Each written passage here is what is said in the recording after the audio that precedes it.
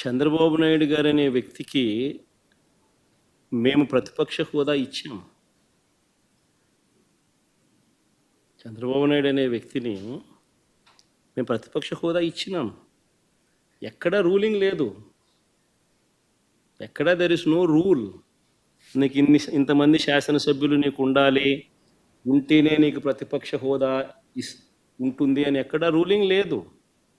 In fact Delhi అసెంబ్లీలో బీజేపీకి 3 assembly స్థానాలు గతంలో. ఆప్ బీజేపీకి ప్రతిపక్ష హోదా ఇచ్చింది. బీజేపీకి 3 స్థానాలున్న ప్రతిపక్ష హోదా ఇచ్చినారు.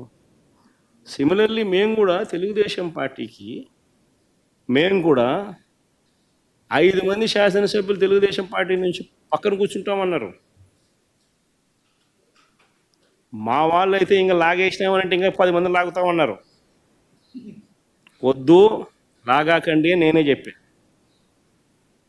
ఆయన ప్రతిపక్ష హోదా నేనే ఇచ్చి ఇదే చంద్రబాబు నాయుడు చెప్పినా, నువ్వు మాట్లాడు స్వామి, ఎంతసేపు మాట్లాడతావు, నువ్వు మాట్లాడు, నేను వింటాను,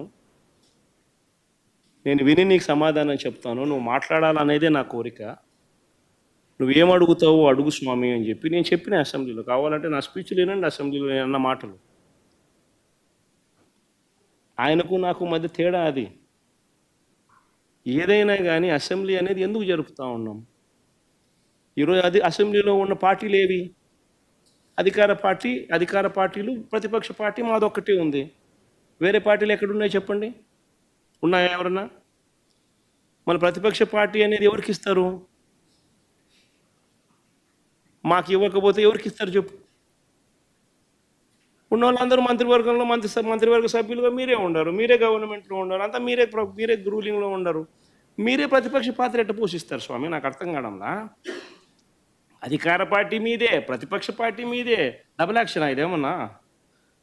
హీరో నువ్వే. అదే నేను చెప్పే స్వామి, 2 పాత్రలు డబుల్ యాక్షన్. ఒక పక్క నువ్వే కొడతానంటే ఈ పక్క నేనే కొడతానంటే ఎట్లా కుదురుతుంది స్వామి? అది ఉండేది ఈరోజు అసెంబ్లీలో 2 పార్టీలు ఉన్నాయి.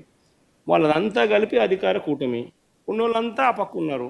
ప్రతిపక్షం ఉండేది మా పార్టీ తప్ప వేరే ఏ పార్టీ ఉంది? వేరే ఏ పార్టీ లేదు.